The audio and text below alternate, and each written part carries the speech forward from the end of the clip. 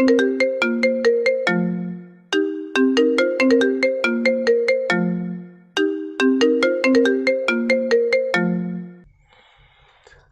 Bapak Ibu Saudara, bagaimana kabarnya hari ini? Semoga sehat ya. Ya, kalaupun kita sedang dalam keadaan yang tidak sehat, atau Bapak Ibu Saudara merasa dalam keadaan yang tidak baik, semoga kita tetap memiliki kekuatan atau daya untuk berjuang di dalam pengharapan. Saya senang bisa bertemu dan mengetahui keadaan Bapak Ibu Saudara saat ini. Memang benar Bapak Ibu Saudara, bahwa semakin kesini rasa-rasanya tidak ada hal yang lebih penting daripada kesehatan itu sendiri. Dulu ketika awal pandemi mungkin kita masih sering mengeluh gitu ya. Kita mengeluh bahwa kita tidak bisa kemana-mana. Kita merasa bahwa pandemi ini membuat kita menjadi serba terbatas dan merasa tidak aman untuk pergi kemana-mana. Tetapi ternyata kok sekarang nampaknya terbalik ya Bapak Ibu. Nampaknya kita saat ini harus semakin belajar untuk bersyukur. Pandemi ini kan mengajarkan banyak hal ya Bapak Ibu. Ya paling tidak dalam hal yang paling sederhana, kita belajar bahwa betapa tubuh ini itu adalah sesuatu yang memang harus dirawat dan dijaga sedemikian rupa sebagai anugerah Tuhan. Seperti yang saya alami saat ini Bapak Ibu Saudara, barangkali Bapak Ibu Saudara ada yang juga melakukan. Setiap 1 atau 2 hari sekali saya berkomitmen untuk berolahraga atau melakukan sesuatu yang menunjang kesehatan tubuh saya. Ada atau tidak adanya teman, saya harus tetap berolahraga. Bahkan ketika saya tinggal di gereja Bapak Ibu, ketika cuaca mendung, tidak mendukung untuk bisa keluar, saya tidak memiliki banyak waktu, saya tetap berusaha meluangkan waktu untuk berolahraga. Yang penting, supaya tubuh kita ini tetap sehat dan terbiasa untuk bergerak. Nah, selain itu, Bapak Ibu Saudara, ada hal yang ternyata tidak kalah penting. Selain kesehatan fisik, kesehatan mental kita itu juga penting untuk dirawat dan dijaga. Bagaimana caranya Bapak Ibu? Banyak Bapak Ibu.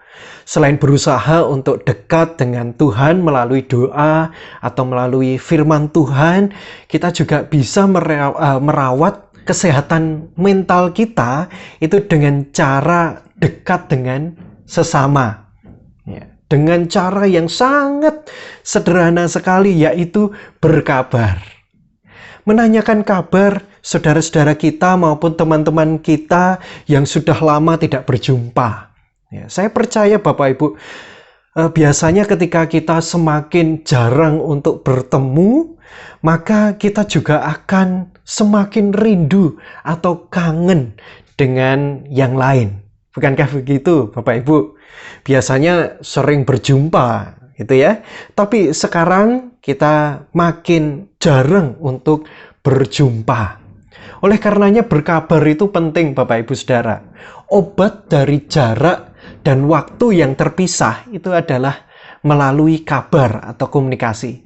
Seperti sekarang ini saya dengan Bapak Ibu Saudara. Dengan berkabar kita akan terhubung satu dengan yang lain. Dengan berkabar kita juga akan menjadi saling mengetahui keadaan kita satu dengan yang lain, keadaan saudara-saudara kita di luar sana. Dengan berkabar kita juga bisa saling memperhatikan dan bisa saling mendukung, baik itu secara fisik kebutuhan saudara-saudara kita maupun secara psikis melalui doa dan semangat.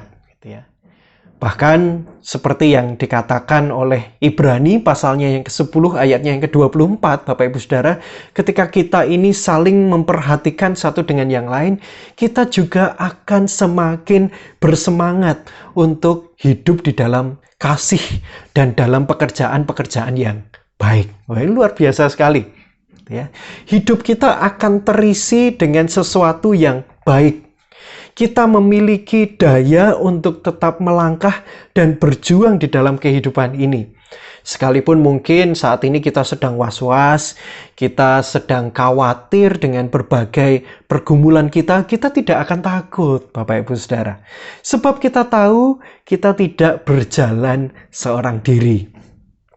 Percaya atau tidak Bapak Ibu Saudara bahwa pandemi ini sebenarnya adalah kesempatan yang baik untuk kita ini bisa melakukan seperti apa yang pernah dikatakan oleh Amsal, pasalnya yang ke-17, ayatnya yang ke-17, di mana kita bisa menjadikan diri kita sebagai seorang sahabat yang senantiasa menaruh kasih di setiap waktu dan mau menjadi seorang saudara.